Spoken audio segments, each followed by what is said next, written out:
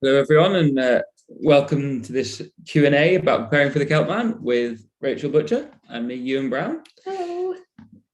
Rachel's done the Celtman twice, in 2019 and 2021, and I did it in 2021. So hopefully we've got a good idea about what it takes to get through the race. And after this, hopefully you will too. We'll attack this by doing a bit of an overview about all the different approaches you need to prepare for the race. And then Rachel and I'll do like a 1-minute overview of that topic. And then we'll answer any questions that come up on YouTube for that area. And then once we've covered that, we'll move on to the next. There'll be time at the end that we can go over any general questions or anything that we've missed. So please don't stop asking questions just because we passed that topic. Questions can be posted on the YouTube comments below the video, below the stream. So please get logged into Google or YouTube, because I think you need to do that to comment. So we'll get started, and in the process, you can get logged in if you're not already logged in. So I'll just share my screen. So we're not pros at this, so we're giving it a stab. So hopefully this might not be the smoothest. Just try and get this on full screen for everyone. Slideshow, there we are. Right, okay, so we're 7 weeks away from the event now, so I'm sure you're all much more sorted than I was at this time last year. But at 7 weeks out, you kind of got the key logistics that you'd be looking to get sorted and have in place, so it's not too stressful come the race. There's the all-important food, both before and after the race, and then in the race itself. They're dealing with the stressful few days you've got before the race, to hopefully make it a bit less stressful on the day. There's the race day kit, which we all know with triathletes, we either love kit or hate it, but it's a necessary evil, so it's got to be dealt with. There are the never-ending logistics of Celtman, of the race day, so we'll cover those, and then we'll touch on some of the specific training that it takes for the Celtman. This is not a training Q&A, but there are some general things that help everyone get through it. So feel free to ask some questions on that, and we'll cover that towards the end. And then we can have a general go over anything we've missed. So without further ado, we'll crack on. I think the first thing to focus on with Celtman is how remote Torridon is and Shield and the terrain around it. And it's fundamental to pretty much everything in the race. You can't get hold of equipment, spares, food without a long drive and a lot of stress. So you pretty much need to be self-sufficient once you've passed through Inverness. So that affects the whole race. You want to say a little bit about accommodation? I can. You can? That wasn't part of the plan, but yeah. Okay, we can mix it up. Okay, I'll keep going with this and then we'll jump across. So most of you probably got accommodation sorted. Some of you might be thinking, oh, I'll just grab something on Airbnb the week before. Be warned, you can't. Most things online, if not everything from the area, will have gone by this stage. There is quite a lot of accommodation there, but Celtman stresses that accommodation. It won't be out of the question that you can find something now. The best way to do that, if you want accommodation, is probably through the Celtman forum and exploiting the Celtman network. And there's a specific Celtman accommodation page on Facebook. So if you are struggling, I would go and have a look on there, put some pleas on, and people can normally help out wherever they can. And you'd be better at answering that. Yeah. It's not your strong point.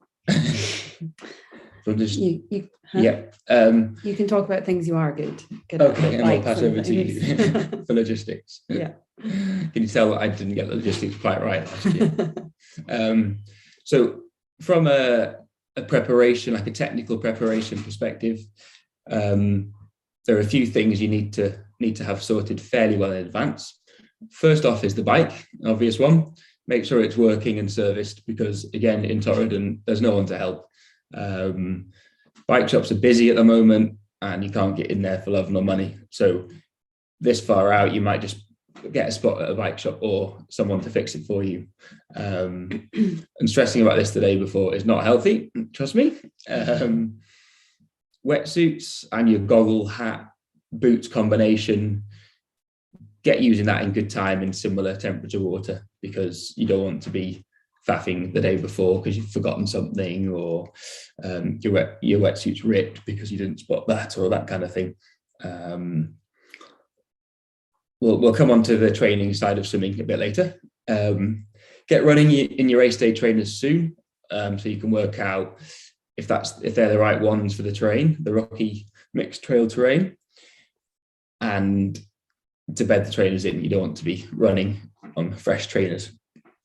Mountain kit. Stu's asked us to get this, to reiterate this, that it is a mountain run. You need you and your support runner need a mountain bag. Read the race manual. It's all in there. And this is like waterproofs, spare layers, compass, first aid kit, hat, gloves, food, water. It sounds a lot, but it does fit into a small bag. We'll maybe come back to this again. And that will be checked twice when you register and before you get up the mountain. So you can't just gloss over that one. It's crucial. Or if you do the low route, it gets checked as well. So yeah. And you can't get any of that stuff there in general. So make sure you've got it before you come up.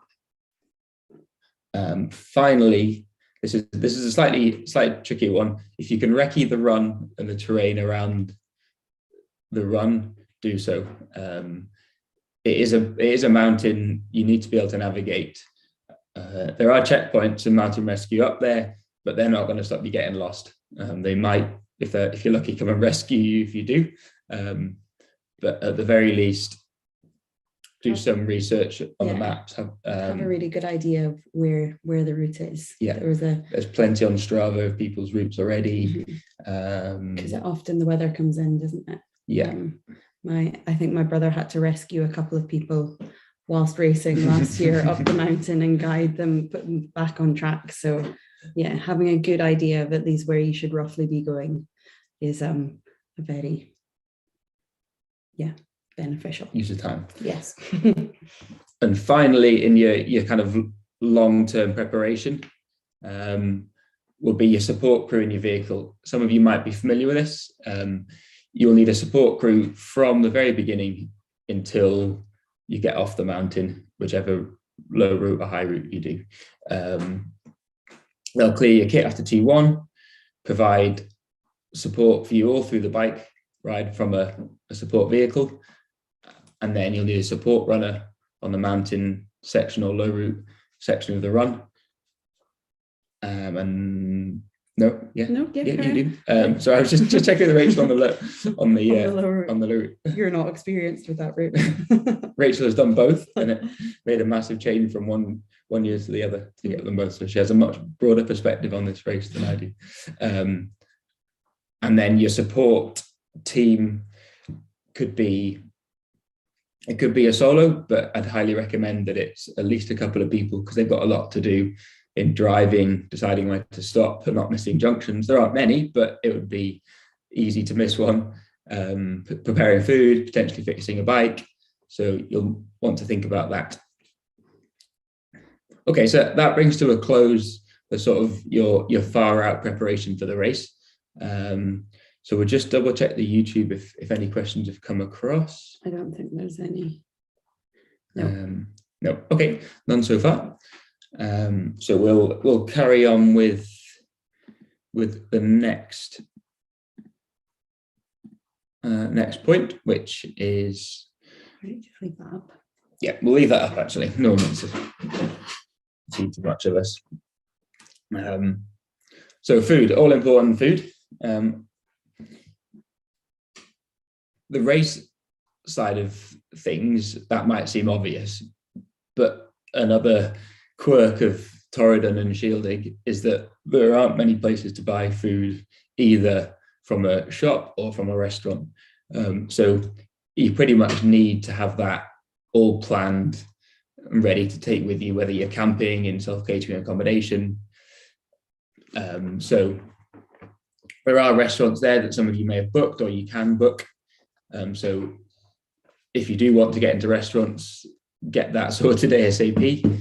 And there's once you start adding up all the meals of 2 or 3 days, then it's quite a lot of food. So get that planned. And no one likes stressing about food the day before a race or afterwards either. So yeah, so big food shop before you go. Yeah, and the last spot to do that is Inverness on your way up, depending on where you're coming from, but most likely through Inverness. In Dingwall, there's a big Tesco's in Dingwall. Right. Sorry. Rachel knows the area a bit better than I do. I did the shopping last time. Okay, race food. Do you want to? Am I going to talk about race food? So I guess, well, Ewan's just written down here, you're going to need lots. So I think the main thing with race food is making sure you've got a plan and making sure you've practiced it. So everybody will approach this differently. I like to work out roughly how many calories I'm going to need per hour, and then I do all sorts of weird and wonderful calculations, figuring out how many calories there are in 100 grams of boiled potatoes or jam sandwiches, as you can tell by the picture. But yeah, basically, it's about figuring out what works for you. Some people go gels all day. Some people like to have sandwiches. People like my brother like to save a pork pie for the top of the mountain. But basically get practicing, have lots of options, and have a really good plan with your support crew. So for example, I asked them to stop every 30k and have a selection of things for me to pick from, whether that be jam sandwiches, peanut butter sandwiches, Nutella sandwiches, jelly babies, just whatever you need. I also tend to have a sugary drink in a water bottle plus a water bottle. And I asked my support crew to switch both bottles out every time I stopped for food and drink. We chatted about this, haven't we, about Ewan, because we took quite different strategies to race food, particularly on the bike. So I took the strategy of stopping every 30k, putting my foot down, as in putting my foot down on the floor, not speeding up, putting my foot down on the floor, getting my crew to fill my pockets and just taking that extra little bit of time to make sure I've got enough food on board. And one of my ex-coaches used to call it, she used to say that an Ironman should be like a rolling buffet. So it's little and often, practice what you can take in and keep down. And what do you mean by hand away? Just say it. Okay. But then I guess that in comparison to Ewan's plan.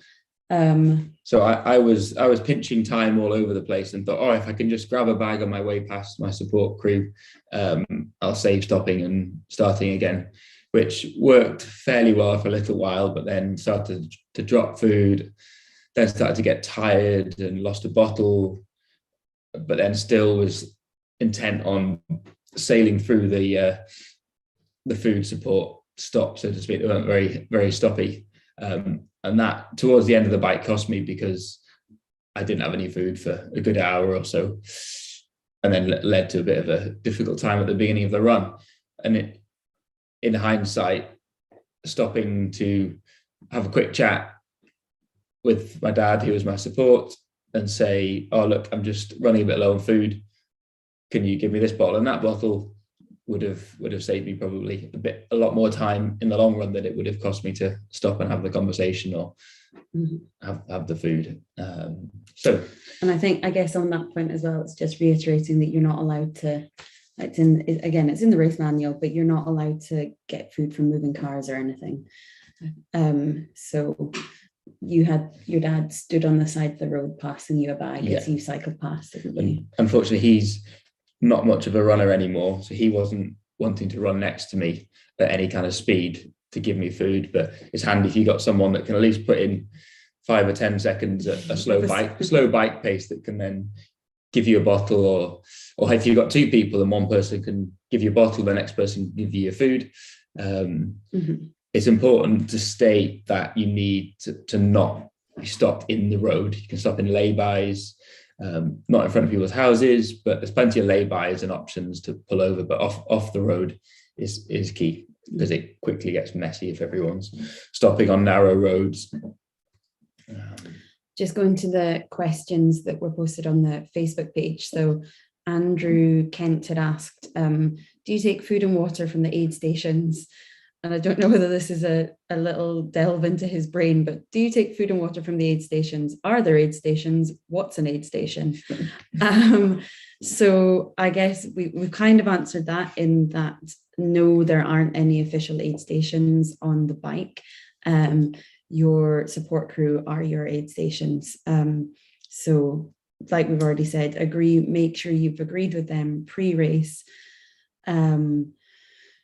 how often they're going to stop, where they're going to stop, what they're going to do. And then the only other point on that we were caught out on the first year we supported my brother was it's a long time between Shieldig and where you can make your first stop, because by the time you've got all the way through the glen, and by the time some of us slower ones have kind of got through, it takes a little while for your car to get through. So I would say make sure just at the start of the race you've got enough food and drink to last you a good hour, if not longer. Because you're not allowed to stop your support car. You didn't say that, did you? What? You're not allowed to stop in the glen. No. You're not allowed to stop between Shieldig and Kinloch. So that's the first hour-ish on the bike. So yeah, that's, as Rachel says, bear that in mind. Yeah. And then on the run, there are a couple of aid stations. Or is there one aid station? I think there's 3. There's T2, A and B, the beginning and end of the mountain. There's an aid station. And then there is halfway along the first section, isn't there? The first section of the run, there's an aid station. Okay, there's a couple of aid stations on the run. Don't rely on them. Bring enough food and water with you to get through the first part of the run. And then if you go up the mountain, or Stu's just informed us there's 3 aid stations, and they generally have water, sweeties, a variety, crisps, lots of different things. Coke, there was Coke. I remember having Coke. Yeah, I think by that point in the race, our memories were obviously a bit hazy. A bit hazy. So, but yeah, basically make sure that you're carrying enough on the run as well to get you through. and for your support runner as well, it's quite important, because your support runner can be with you for the whole race if they want to be, or if you want them to be. The whole marathon. The whole marathon, sorry. That's important to stress that. Or just for the mountain. But then they're running either a half marathon or a marathon. So my support runner was great, and he was plying me with lots of food. But then on the mountain, he started to forget about himself a little bit. So we had a slight moment where he's like, "Oh, I better keep going," because he still had another hour or so of running to do. And you need to, being overfueled on the mountain is probably better than chancing being underfueled, because that's where your concentration starts to go, and you've got 2 hours or more running on the mountain, which, however many strides that is in 2 hours, a lot of strides to get wrong. And if you lose your concentration, over you go. Yeah. And then the only other thing I guess that people often ask, I think, is refilling water bottles. Is you can just use the streams both on the high route and the low route, and that's perfectly safe. Yeah, so I think that. I mean, if anybody has any other specific race day food questions, then post them in the chat. But yeah, I think that's everything we've written down, isn't it? Yeah. So do we say organising the food the day before? Yeah. Yeah, so put that. Okay. Okay. Did we get any questions, or are we just so good that we're covering everything? Shocked everybody into silence.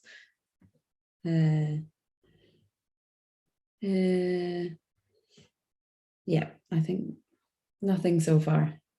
We can always go back to it if anybody does come up with anything. Yeah.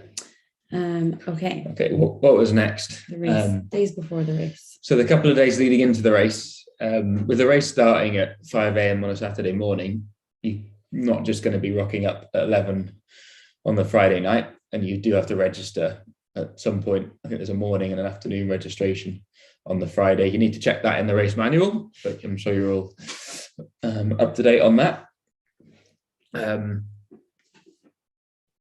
So however organised you feel, you probably won't be quite organised enough. And there's so much faff the day before with packing things in boxes and discussing things with your support team and being hungry and grumpy and wanting to get off your feet, that being close to Torridon for a few days before is handy. Certainly for the Friday, would suggest staying either in your accommodation on the Thursday night or somewhere close by within an hour or so's drive.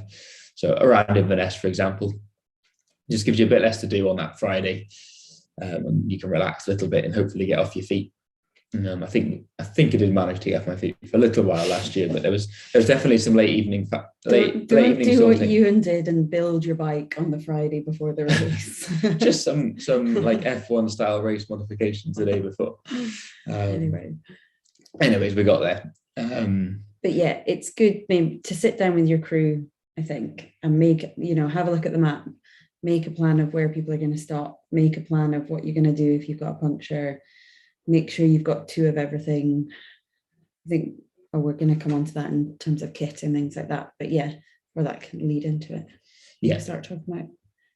Yeah, I think it's not lots to talk about. Just consider it and how it works with your logistics. And everything always takes longer. Yeah. To get from everywhere to everywhere. And I think there is a bit of a swim recce on this Friday mornings, isn't there? Yeah. That you can get involved with if you're up there. And it is a nice atmosphere up there the day before. It seemed a shame just to lose all that atmosphere stressing about the race, and it's nice to be able to drink that in whilst you're there. And Shieldaig and Torridon do put on quite a show for the race, and they're properly involved. So it's really, really nice place to be for the race and leading in and out of it as well. Okay, race day kit. So the Ironman is quite kit heavy anyway. Mm-hmm. Celtman just takes it to another level. So the split transitions and the mandatory kit are probably the things that make this the most complicated. And you can't sit in the car and sort this kit out as you go. So you've got to have this planned out and sorted with your support crew the day before. So just on a very low level logistics side of things, it helps have everything sorted into bags and boxes. It sounds obvious, but it can easily be missed. So a swim bag with your wetsuit and any nibbles you want before the race, because all the rest of your stuff will be deep in the back of the car. Food for the car for your support crew, not for them, but for them to give to you. But all of that just set aside, ready to go. Spare clothes for the bike, because you'll be coming out the swim, you'll be cold, probably put on an extra layer or 2, and it's 6 o'clock in the morning, 7 o'clock in the morning at that time, so it hasn't warmed up, if it ever warms up. So within an hour or so on the bike, you'll probably be wanting to shed a layer, or if the weather comes in, you might want to be putting the layer on. Yeah, I think it's just having a plan for every weather. It could be windy, it could be rainy, it could be sunny, it could be sleeting, it could be all of the above. So literally have Everything, man. Everything, basically, all the layers.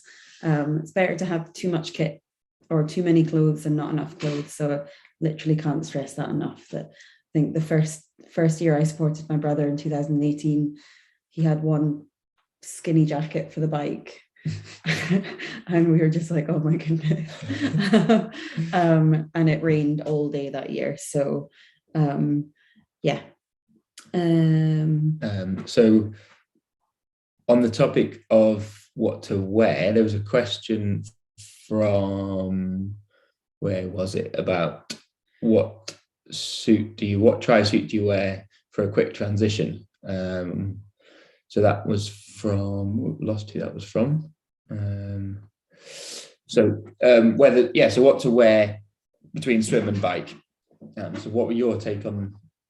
So we did it differently, didn't we? So I personally, in Celtman, I do it differently to if I'm doing a normal half Ironman or Ironman. I said normal half Ironman or Ironman. And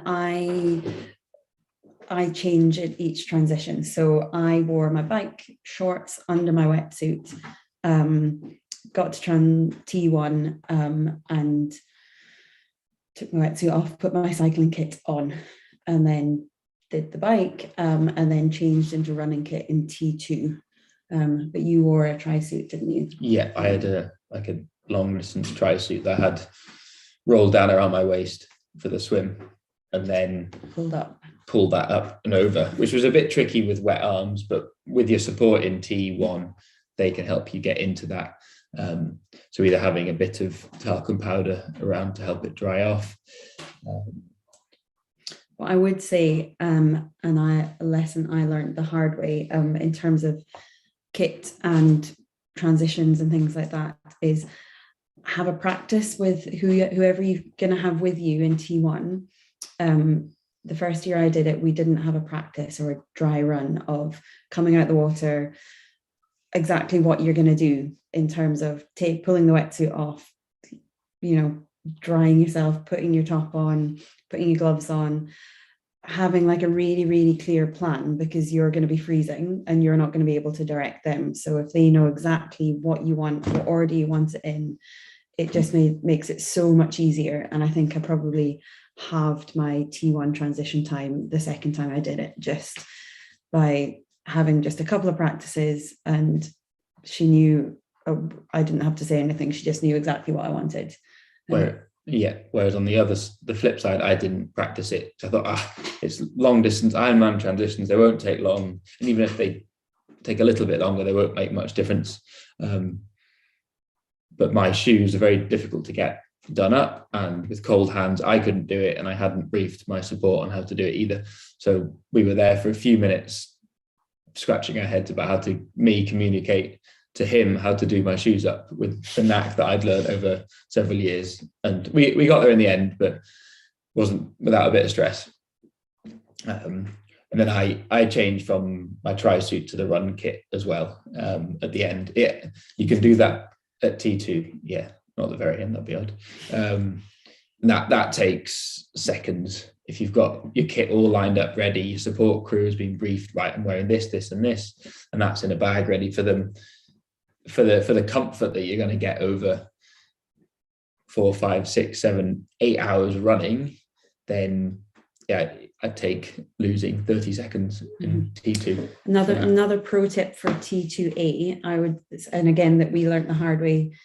So this is just when you're going onto the mountain. No, sorry, not end of the bike. End of the bike onto the run.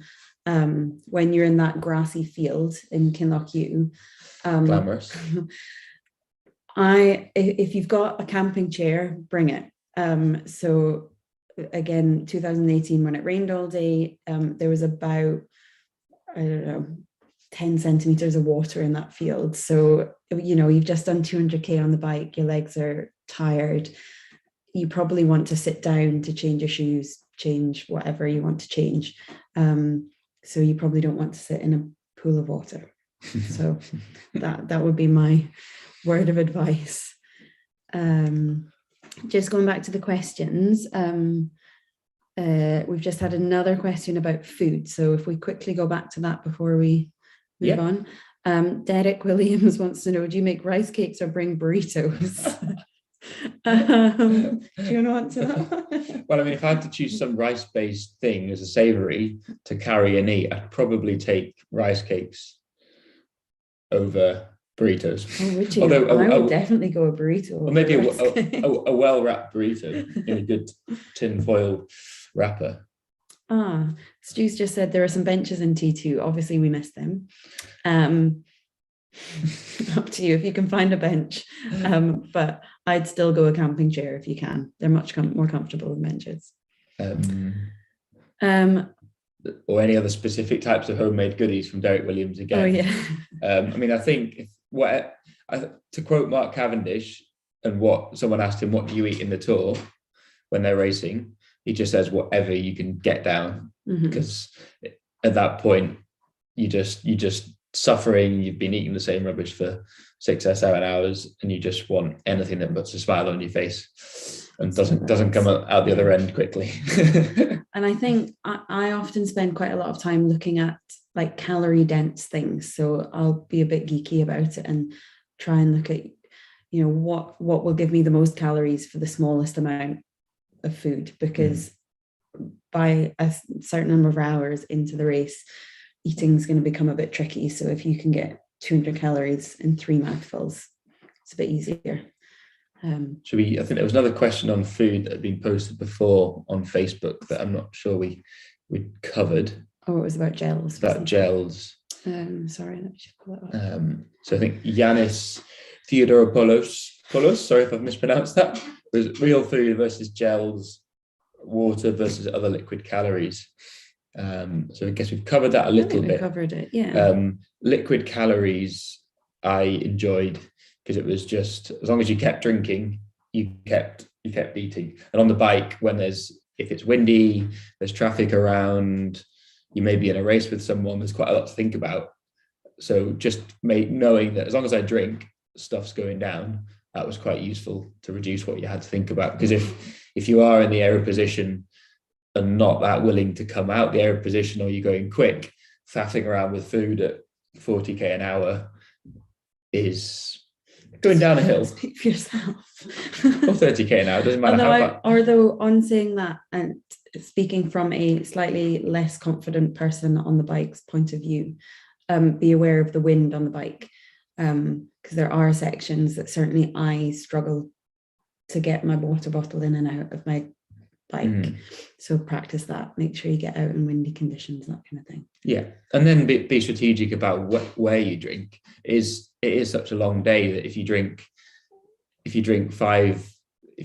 got a food or drinking plan, like let's say finish a bottle every hour, if you drink at this moment or in 10 minutes time, it probably doesn't make much difference, as long as every hour roughly a bottle's going down. So if you're feeling a bit stressed about the terrain that you're on at that minute, then wait for a little while and have it, but make sure that you make a mental log. Next time it's flat, or I've got a nice gradual uphill, then have your drink then. Any others on food there? I think that's all the food questions. Whilst we're back on the topic. Yeah, I think that's all the food questions. So we're deep into race day kit, weren't we? How are we getting on that? Let's check our notes again.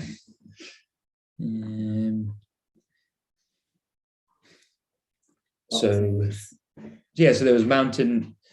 We'd got off course a little bit in prepping your kit for the car. So I think we'd got roughly to T2 in our description there, hadn't we? Yeah. So from T2, that's when you're picking up your mountain bag, which has got all your spares for the mountain in, which you don't have to carry for the first section of the run. You can get your support to drop that off at T2A. We'll come on to the logistics again in a second, but so it's nice not to have to carry all that weight for the first section of the run. You do, I think, need to carry a waterproof jacket for the first section of the run. So you'd need either that to be shoved in a pocket or in a small bum bag or a small rucksack. And then you could have another bag with your mounting kit at T2A. But again, that needs to be in distinct bags that are ready that are clear to your support crew, that they know that they're there ready to go. And then for afterwards, it's easy to forget about that, but then plenty of warm clothes and food for afterwards. There is a meal afterwards, past a meal or something equivalent. But then some people are absolutely ravenous after these things. Some people just want to curl up in a ball and die. I think I'm always of the ravenous type. So, So, I don't know if we had. So, does that cover us on kit? I feel like. Is it okay to swap shoes when you come off the hill? Also, is wearing calf guards under the wetsuit allowed? So, question from Cadence Real Estate. Yes, you can swap shoes when you come off the hill. It depends what you're going for. You swapped shoes? Did you? No, I didn't swap shoes at all. I'd found, because it was dry the day we did it, I ran it all in a pair of fairly rugged trail shoes. They were quite good on the dry rock. If it was wet rock up on the mountain, then you might want something that's a bit better in the wet. From trying your shoes, you should get an idea about what's good in the wet, what's good in the dry, if there's one thing that suits for everything. If you do swap your shoes when you come off the hill, you'll need someone to be arranging that drop-off for you there. So parking at T2A and B is restricted, so we'll come on to that in a second. But I would say if you don't desperately need to, I would argue that it probably doesn't make a huge amount of difference. And so unless you're really, really particular about your shoes, and it's 7K, you're knackered by that point anyway. But if having a bouncy pair of shoes helps, is all true. the help you need to get you down around the mountain, then so be it. But you need to think about how those shoes get dropped there. I'm not sure. Did we answer the calf guards? Yeah. I'm not sure. I'm not sure what you mean by calf guards. So it's the aero guards or the compression socks. Okay. So you can wear those from the off. There's no rule on that, or that's not limited in triathlon at all, I don't believe. So you're fine with those. I wore them last year, and they were. I didn't. DQ. Yeah. So I think that's pretty much. I'm sure there's stuff we've missed in terms of the bike itself. There's some questions from a couple of people, I think, on tri bike versus or TT bike versus road bike. I think it comes a bit down to what you're going for in the race and how comfortable you are on the different bikes. Mm-hmm. Because whilst it is quite a hilly course, there are no hills that are really steep going up. I mean, they're proper hills. Don't get me wrong, but it's not like riding the Fred Whitten in the Lake District, where there's 1 in 3 climbs, and the flats and downhills are fast. So you do aerodynamics is a big part if you're pushing the pace, and if you're trying to get the mountain cutoff as well. To get up the mountain, then there is a big advantage. And aerodynamics is on the aerodynamics of a bike and wheels apply pretty much equally across all speeds because of various different reasons. Not all speeds, but all the speeds that everyone will be riding in this race. So there is an advantage. But like you're wittering. I'm wittering, yeah. Basically, ride a bike that you're comfortable on, because you're going to be on it for a long time. Yeah. We both chose to ride TT bikes, and we've practiced on them and we're happy on them. Yeah.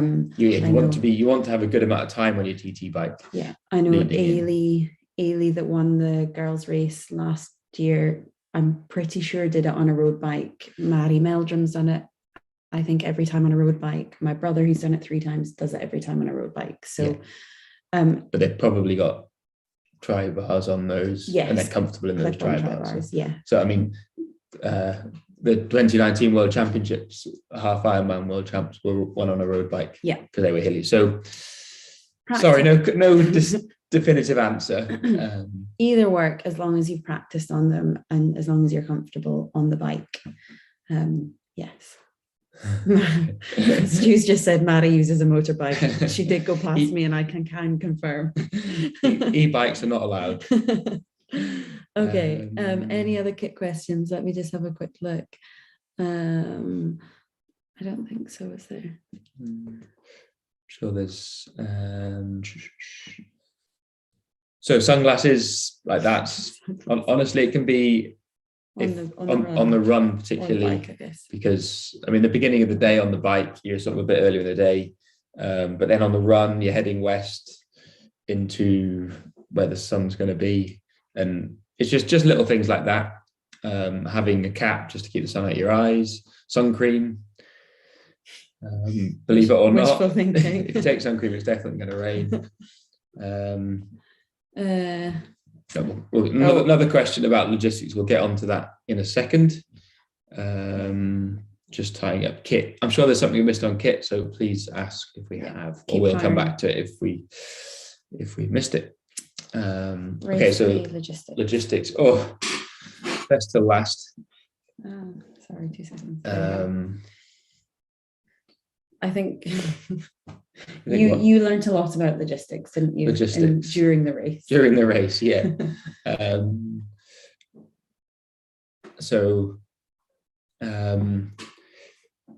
Right. So we'll just quickly run through what the day looks like, and maybe some of the pinch points that you need to be aware of, and how to factor that into your planning. So the day obviously starts early with the 5 a.m. swim start, and then working back, getting the bus to the swim start. So being at the T1 to set up, I can't remember, was it like 3 o'clock, was it 2:30 early? So you need to factor in getting up early, getting to T1, and your accommodation, if you're lucky, might be in Shieldaig, but it's likely to be some drive away. You can't park right next to T1. There is a short walk. It's not too far, but it all adds up. Yeah, 5-10 minutes. And then, especially if you forget something or have to go back, basically give yourself plenty time. There's often a queue to get parked on race morning as well, which can be a bit stressful if you're a bit tight for time. So if you can leave your support driver in the car whilst you and someone else run down to T1 with your kit, so you can just forget about the car, then that's useful. Whilst they find a parking space or go and hover. And the bus, I don't think, is probably going to wait for people. So make sure you're ready to go in the bus and look in the manual what time that bus is. And you can't wrap your stuff the night before either. So you've literally got to have everything with you in the morning, bring it all down. You also have to pick up your dibber in the morning as well. There's plenty to do. Yeah. So the more time you can give yourself in the morning, the better. So yeah, onto the bus. So once you've got the swim out of the way, and you've done T1, your support crew take your T1 things and put them in the car. So you have to clear everything. Yeah. Nothing can be left in T1, basically. So your support crew need to know that. You have this much more to say about that, is there? No, but some people didn't realise that. Okay. Right, okay. Yeah. So yeah. You don't want your stuff to be sold on eBay before you're back. So if you haven't already worked out, or that you do need a support car for the whole bike course. A car, not a camper van. You can have a van. Stu would prefer it if you didn't. But yeah, the roads are small. There's lots of people around. If you can have you don't want a big, huge car traipsing around after you. So, and then once your support car's left Shieldaig, it can't stop before Kinloch U, because that's single track or 1.5 track road that doesn't have room for cars to pull over and not get in the way of all the cyclists. So you going back to the food and any spares to fix punctures, that kind of thing, you need to be carrying that yourself. So for about an hour or so. somebody's just asked, what do you take with you to the swim start spot? Basically as little as possible. There is a bag drop there, I think. So if you have to take, if you really, really want something with you, you can. But I would try and keep things simple. So we both just literally went in our wetsuits with our caps and goggles. And I think we took a banana. Yeah, I think I took a little bag with a bottle because it can be. Oh yeah, Stu saying flip-flops and midgie net also advisable. But yeah, realistically, as little as possible. It can get quite frantic at the start, people queuing for the toilets, different things like that. So but it is simple. From getting on the bus to swim start is an hour. Yeah. So it's quite a while if you're feeling a bit nervous to not have a drink or you want a gel just before you start. Yeah. So yeah. So that was that. So just made a slight mistake in where you can provide support at the beginning of the race. You can have support before Torridon. There's only between Torridon and Kinloch you believe that you can't have support because it's a two-way road up from Shielding to Torridon, but then single track up but realistically, by the time you've gone, your support crew have picked up your stuff, got it in the car, got the car out.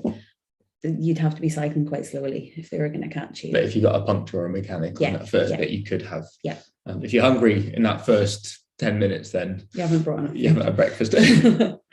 Okay, so then onto the bike. We've kind of spoken a lot about the logistics of the bike, haven't we?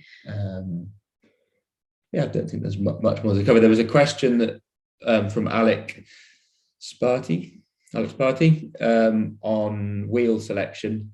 There is no restriction on wheels. You can have disc front and back. You can use what you want. You are allowed to carry a spare bike should you have a mechanical, but if you do have a mechanical swap bikes, you'll be asked to prove the mechanical. So you can't just take two bikes because you fancy the road bike for the uphill and the TT bike for everything else. I would say when thinking about wheel choice, think about the wind. Again, Ewan and I come from very different viewpoints in terms of confidence on the bike. So you had a disc and a disc wheel on the back, didn't you? And a fairly deep one on the front. I had a panic the day before and swapped my front wheel so I had a deep, was it 80 mil on the back and 70 it was mil on the 180, front. I think, wasn't it? Okay. Anyways. Deepish. And then I panicked and changed my front wheel to quite a narrow training wheel the day before. And it was the best thing I could have done because it was super, super windy and it massively helped my handling. So I would say if you are at all nervous or twitchy on the bike, really think about, do you want, do the benefits outweigh the not benefits, what's the word? The drawbacks. For me and for someone like me, who I get really nervous in the wind, I find that my bike gets really, really twitchy if I've got too deep a wheel on the front, and I then spend half my time coming out of the tuck position, which then slows me down. So I think you've got to kind of probably play it safe on that front if you're at all nervous. It is windy. I mean, I think it was a relatively calm day last year, but there was quite a westerly wind. So whatever direction the wind comes from, it's going to catch you at some point. So you need to be used to that. And that's a training point that just being out in the wind and getting used to it is handy. Yeah. And then the year before, or 2019, when I did it the first time, I honestly cannot describe how windy it was. Or personally, that's how I found it. Other people might disagree. But yeah, be prepared for strong winds. Not to scare you off or anything. We both survived. But just about. We've spoken about food stops on the bike. Make sure you've planned these with your support crew. Also make sure that your support crew have food for them as well, because there won't it's tricky for them to stop. Don't get them relying on buying food as they're going around or anything like that. There aren't many places to stop. Yeah, so make sure they've got a good packed lunch with them, because it's a very long day for them as well, and a very tiring day. And if your support runner is also in the car, they need to be well fed and ready to go once you need them to run. And then going on to the run. So just at the end of the bike to add in, that your support vehicle and supporters need to be at T2 when you arrive with your kit ready. They can't park in Kinlochewe. And I think dropping off is frowned upon, because it starts to clog up the road, and then that becomes a problem. So parking is about a K walk from T2. Confirms, Stu says no dropping off allowed. So basically they have to be there in enough time to park the car and walk back a kilometre with your stuff. So make sure they've got plenty of time. So maybe have it in a bag so they can jog along a bit, because running with a box is quite hard work. But then you need to work out when's the last point you can have support on the bike, such that your support team have got time to get ahead of you. And it's surprising how little time your support car have to stop, get themselves ready for you to arrive, and once you've left, to then get everything ready and go again. And I know my support car struggled last year, because it was only my mum and dad. My mum was more along for the ride, and he had to do everything, and he was struggling to get ahead, get organised, help me, and then catch me up and get ahead again. So think about that. Yeah. Okay, moving on to the run. So again, but did Ross run the whole thing with you? Yeah. So we both had our runners run the whole run with us, which you're allowed to do, but you don't have to have your runner with you for the first part of the run. No. But if they're happy to do that, and if they're fit enough to do that, it's nice to have company, I would say. Yeah. And you'll likely be suffering by that point. So having someone to keep you fed and your morale up is useful. And then how much are we going to go into T2A? So I think it's quite an important point, I think. So T2A is where you start the mountain, or if you head down to do the low route, you run along the road a bit to T2B and then head up and around the mountains that way. You're not allowed, your support car is not allowed to stop at T2A apart from to drop off a support runner and your mountain bag. And once that's been done, you need to head down. So you're allowed to stop for 5 minutes at T2A to do whatever faffing you need. And then they need to head down to Torridon. There is a small car park at T2B, but that's out of bounds, I think, for the day. So have a think about that and what you need for the mountain. If you've only got a single supporter, so i.e. doing all your driving for you and accompanying you on the mountain, they are allowed to leave their vehicle at T2B. So that's only a couple of K down the road from T2A. So they'll drop you off they'll give you your kit at T2 off the bike. Then you'll run the first section on your own. You get to T2B. They'll get to T2B, drop their car, and I'll run back, meet you at T2A with your mountain kit, and then off you go.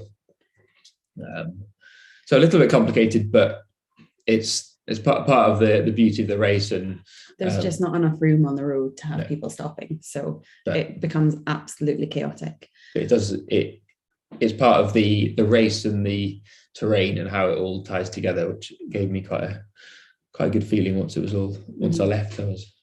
And then once you get to T2A, who everybody goes past whether you make the cutoff or not.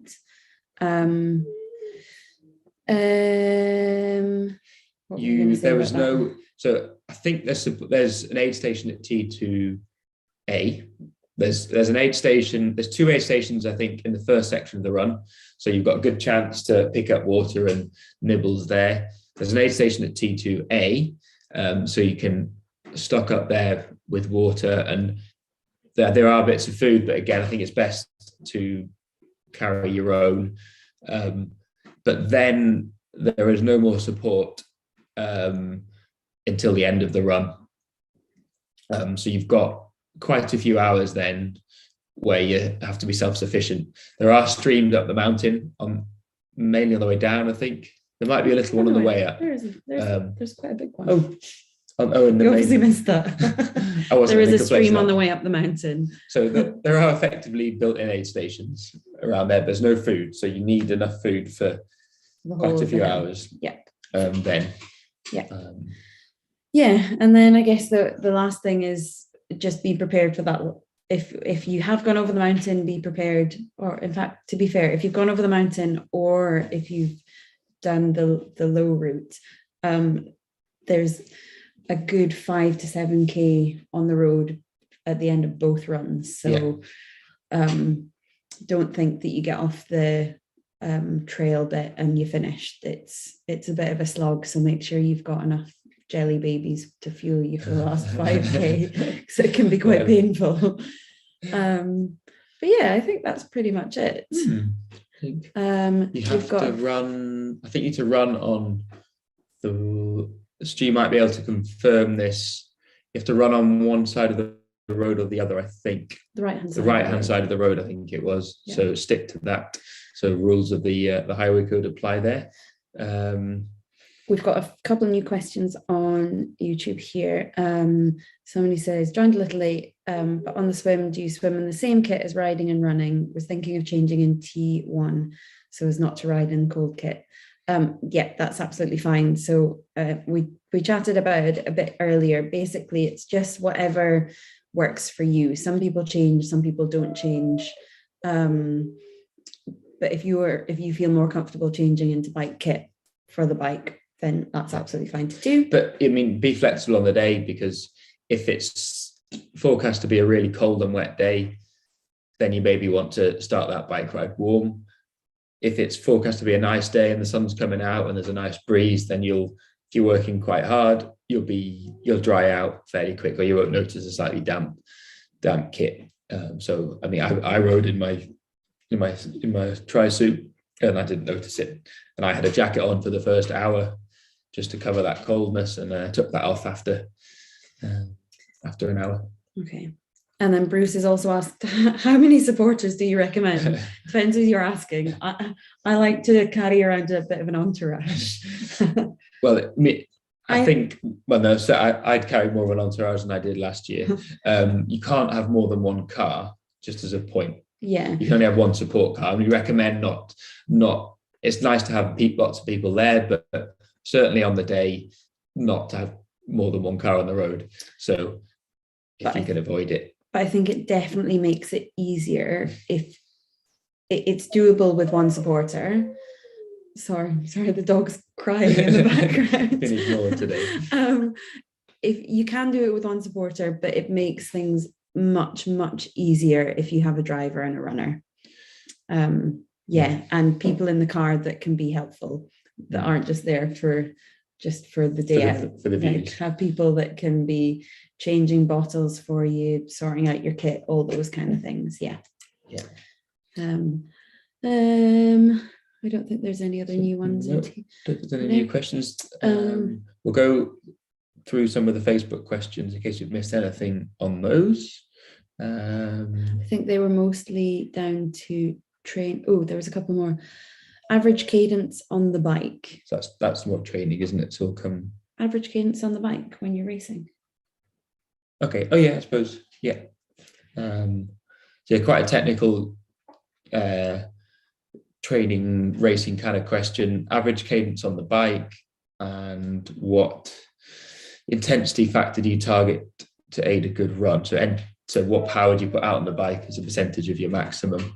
Again, that's a tricky one. I think the Ironman go-to is something like 0.8 if you're very fit, and then down to 0.7, 0.6. But neither of us ride with power, so we can't really answer that. In terms, it's a long day. You'll be riding for 6 hours minimum, 7, 8, 9. Or 8. So in terms of pacing, there was another question on pacing. So if we go, so average cadence, I think you have to go with what you've trained with and what works for you. So some people go for that 90 to 100 sweet spot, don't they? But I know that doesn't work for everybody. No. So I certainly set a slightly lower cadence of about 80-ish, and that works for me. But I wouldn't say I focus an awful lot on that. No. Likewise, it's just don't be grinding around at 40. Yeah, we're going to be keeping it slightly quicker and not tiring yourself so much. But that's a very specific technical question. And so a couple of people have asked about how to pace the bike and then how to pace the run. We kind of spoke a little bit about this, didn't we? About what we used. Slightly easier to answer than the cadence one. Yeah.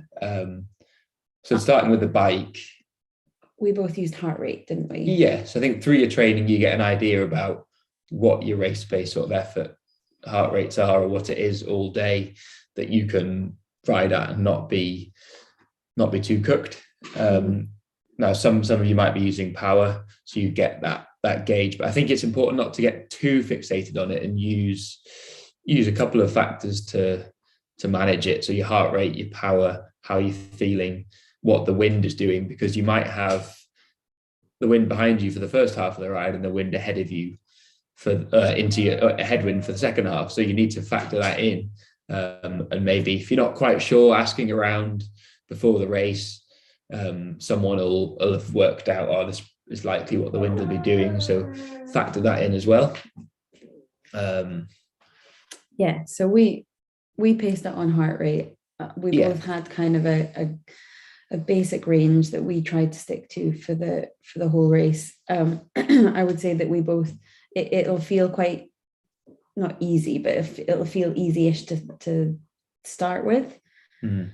But you need to remember that you've got a lot of hours ahead of you, so, and quite possibly a nasty headwind for the last 40k. So just make sure you keep something in the bag for that last little bit, because it does take it out of you. So there's the added factor with Celtman of making the cutoff, if that's where you think you might be, that if you really want to make that cutoff, then you're probably going to throw caution to the wind a bit on the bike, and maybe your heart rate might be higher than you think, or you might need to push a bit harder to try and make that cutoff and pay the price in your final finish time, but you've made the cutoff. So there's another factor to consider there as well. So that we'll come back to the run, but in terms of comparison to a classic Ironman in terms of intensity, I've never done another Ironman, so I couldn't answer that confidently. Would you go slightly lower intensity than another flatter Ironman? So I've done a few kind of standard Ironman. I would say that the intensity is higher in a standard Ironman than in Celtman. Because your run's long and it's hilly, so you've got to, even if the bike is maybe not significantly longer in time or distance than a normal Ironman, your run will be. Also, what I didn't take into consideration the first year I did it was the road surface as well.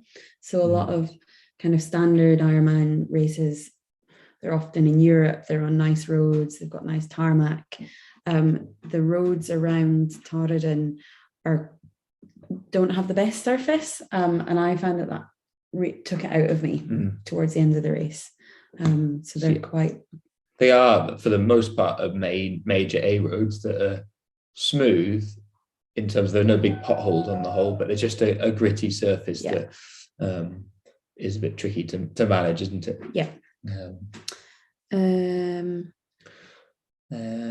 So the run, how to pace the run off that bike. Again, it maybe depends if you're pushing for the cutoff, because if the first 17k has got maybe 300 meters of elevation in it, so it isn't flat by any stretch, and it's got some single track heathery running for a little bit, so you'd maybe be pushing that a bit harder if you're trying to make the cutoff. If you weren't in that, if you were either ahead of that or behind that, you might ease off a little bit because you've got the mountain to come. What I found in the difference between hill walking, everyone walks up the hill, and running, is that they do use slightly different muscle groups. So as long as you're feeding well, you almost get a rest in some respect going up a steep, long hill, because you're using a different set of muscles. Then you're pretty tired with those once you've finished climbing, but you're not then running up the hill. So it's maybe something to consider in just keeping running. Maybe you'll want to walk some of the first bit, but right, okay, keep running whilst you can, and then you'll make up time in that way. Because I would say that in terms of intensity, Celtman versus classic Ironman marathon, it's definitely a different kind of intensity, and it's more of a kind of war of attrition in Celtman rather than a hard out effort in a normal marathon. So yeah, definitely stick to the rule of walk up the hills. Yeah. It's the best piece of advice anybody ever gave me. And just let yourself walk up the hills. Like, you can probably actually go faster and save energy. And have a bit of an idea, kind of split the run. So have an idea of how long you think you're going to take the first part of the run. Don't get disheartened if you don't quite hit that, but it's good to have in your mind as a gauge pace. So again, there's plenty. The routes are all online, the GPX, so you can have a look at the distances. There's a question about how to manage the weather. So we've kind of touched on that, and clothing is the main one in how to manage it. Having all the options. If it's warm and wet and windy, then one set of kit does cover you largely for both, provided you've got windproof jacket, something to keep the wind off if it is wet, because you get colder a lot quicker. On the mountain, you obviously need separate clothes, separate jacket and waterproof trousers anyway. I think have options and be flexible, and embrace it as well. Don't spend the entire bike ride miserable because it's windy. Like, you can't change it. You just have to embrace it, enjoy it, and take it as part of the day. And it's one of those things that you just can't control. Like, I spent months and months worrying about whether it was going to be windy or not, and ultimately you just have to train and hope for the best. The more rubbish the weather, the better the story at the end. Yeah, exactly. So I think we've covered. I think now we've maxed out logistics. So there's something we've missed, but we've bored you all silly by this point. Celtman specific training prep. Yeah. So whilst we're not coaches and we're not going to try and give any coaching advice, there's specifics that can really help your day if you get them done. If you do them in the next, or you've done them already, or the next month or so. Just a caveat: don't make any major changes to what you're already doing. But I think the main one would probably be the first one on that list, wouldn't it? Yeah. So don't do what I did. So the first time I did Celtman, I did no open water swimming pre-race, and I paid for it. So if there's one piece of advice I could say is get in the water, get used to being cold, and just practice it. Like, get in every single week, if not multiple times a week. If it's just between now and then. If it's just for 5 minutes because you can't do longer, then that's fine.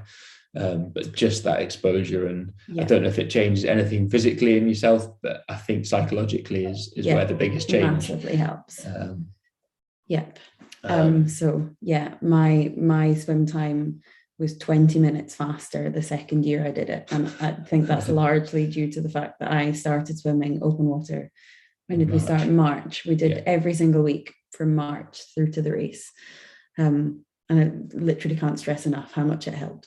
We swam in the snow in Torridon. Yes, it was miserable. We've already kind of covered being used to riding your chosen bike in the rain, wind.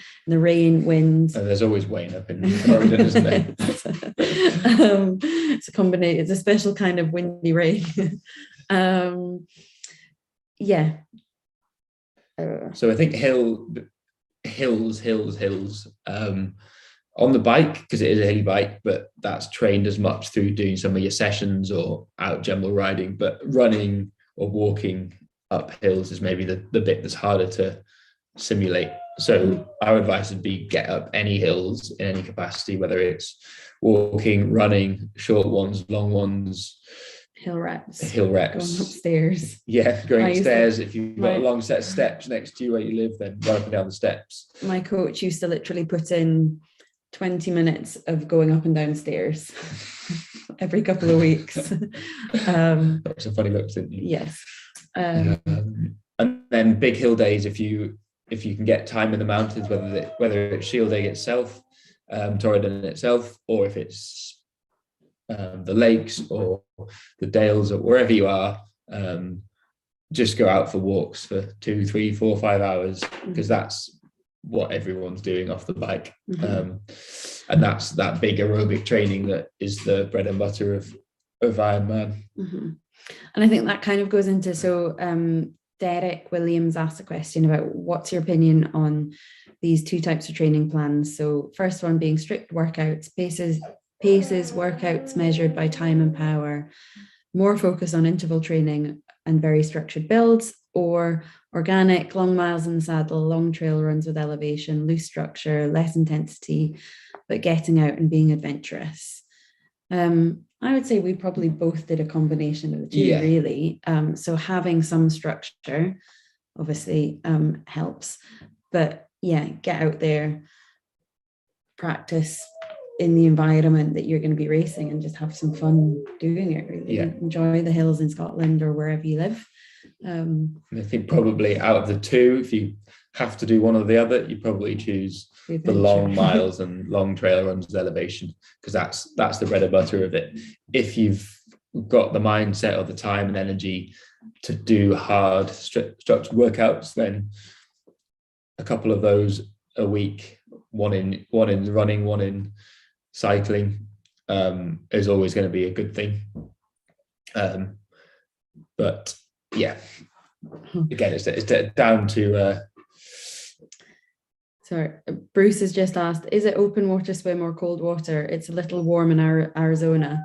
It's quite cold, isn't it? I think they lie to us about how cold it actually is, because they always swear it's about 11 degrees, but I definitely think it's colder than that. Adrenaline warms it up a couple of degrees. Be prepared for cold, which leads into actually, so Joe Malone has also asked, should you wear additional neoprene layers for the swim? And we both did that, didn't we? I didn't in the end, but in a lot of the training I had a neoprene vest and a neoprene hat, and neoprene boots. Some people wear gloves as well. We both chose not to. It depends whether you, like, if you're going to wear gloves, I would practice in them first, because they feel a bit funny sometimes. So we both chose not to swim with neoprene gloves. But some people put Vaseline or kind of like on their fingers, which adds a tiny bit of another warmth layer, but not much. And it's a bit nicer to swim in the gloves. I didn't do that.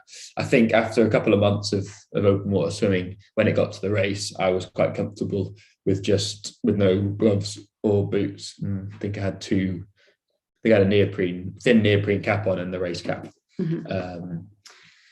Be wary that the swim does head east, so you've got a rising sun in the swim, which if it's cloudy is not an issue, but if it's clear, you're going to have glare on the water. So maybe think about that with your swim goggle choice. Some people might not struggle with that, but you are needing to look at landmarks to navigate in the swim. There are guide kayaks, but you might not be close to one. If you do go massively off course, they will pull you back, but it's nice to know a bit earlier that you're going off course than waiting for a kayak to give you a They won't literally pull you back. No, they won't pull you back. Guide you back. So what brick workouts workouts look like when prepping for extreme triathlons? Do some, I think, is the main thing. You can't seriously change your fitness with a brick workout, apart from to get used to what it feels like to run off the bike. I think being used to running on tired legs is useful. It does throw up a slight injury risk if you're not conditioned for that. So you maybe want to think about, how fit am I on the run before you do too many bricks? So it could be coming back from a run and just jogging up the hill nearby, or coming back from a bike ride. Sorry, yeah. Yeah. Just do anything. Just get used to that feeling of jelly legs off the bike. So do your long bike, do 5-10 minutes on the run. Yeah. Just get used to it. We often did a bit of a hilly run, didn't we? Yeah, did a after couple a of bike ride. reps up and down. Yeah, but I think for like a long day like the Celtman, it's just about time on your feet, time on the bike. So you don't need to, or I say that, I'm not a coach. I don't personally believe that you need to get too tied up in really, really technical specific brick runs. Just make sure you can run off the bike. Yeah, that's well put in the end. So we've just got a last couple of questions, I think. Question from Andrew Ski. Sorry. Focus and intensity of training in final 8 weeks. Certainly in the final 2 weeks before the race, that's the danger zone. You don't really want to be doing that much at all. Just taper down from what you've been doing and make sure the focus is on rest, because it's a massive day, maybe slightly bigger day than a normal Ironman. So you want to think about that. I can't go into too much detail, really. That's quite specific, but you do need to keep pretty much the structure you've been going with for most of your training. Maybe dropping your intensity a little bit and focusing on longer, harder efforts or longer, slightly lower intensity efforts, but more like your race pace for a few hours on the bike. The running kind of pace training is a funny one, because the run pace kind of goes out the window with Celtman, because it's just about getting off the bike and running. So how fit you are just running generally is probably more important with that. So probably bike intensity for longer durations would be the main change, but then keeping long stuff going until a couple of weeks out, because the aerobic engine is your best friend for that for the Celtman day. Yeah, nearly there. Comparison of training style for classic Ironman versus a Celtman. Hills. I would say hills. Lots of hills. Yeah, I think that's mainly it's largely the same set of skills and fitness, but just being able to. It's much nicer than training for normal Ironman, because you get to do fun stuff like in hills, really. So yeah. What are you waiting for? Yeah, lots and lots of hills, lots of time on your bike, and yeah, just being prepared for a long day. And then Joe Malone asked what was about the best use of support runners. And again, I think we've touched on that a little bit. We both agree that if you can bully them into doing the whole run with you, get them to do the whole run for you, get them to carry as much as they can in their bag. So as long as you've got the essential kit for both of you, it doesn't matter whether it's in your bag or your support runner's bag. So load them up like a cart horse. I also got my support runner and I think yours did as well, to try and keep on top of nutrition, because by the time you're however many hours in, your brain starts going to mush. So, he was prompting me to eat. Yeah, so I think this applies to the bike as well. When you get inside on the bike, if your support crew, you've briefed them to almost think for you and be watching out what you're eating and watching out how you're behaving, because that deep into a race, you can start to lose your own sort of grip of reality and forget things. So if someone's chivying you to keep eating, then that's a massive bonus to have late on in the race. Yeah. I think that's pretty much it. Does anybody, wasn't too much, was it? Does anybody else have any other questions? Speak now or forever hold your peace. I'll be wishing you did on race day. We'll hang on for a minute if anyone. Or is there anything else you want us to cover, Stu? Other than the crying dog. I don't know if you can all hear that. Apologies.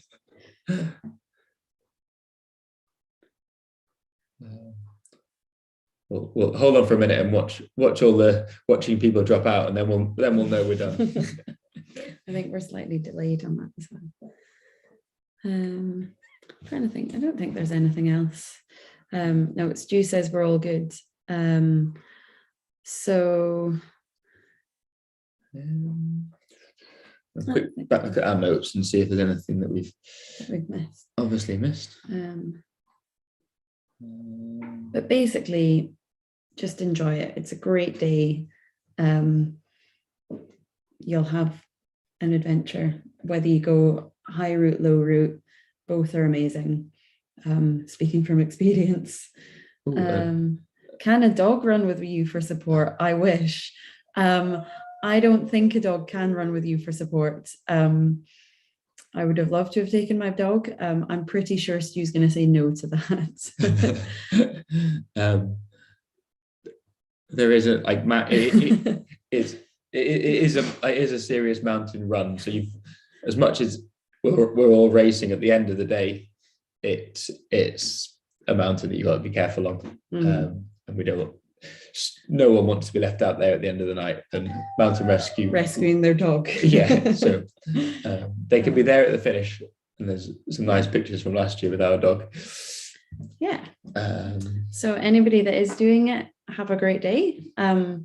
Feel free to, if you do think of anything, post them on Facebook. We're always happy to chat. Yeah, absolutely. Feel free to send us a message. We look forward to seeing all these names on the results. Yeah. And the pictures. So yeah, enjoy it. I certainly did, and it was one of probably the best race I've ever done. Yeah, I had a good time too. I think. And I enjoyed the team aspect of it. So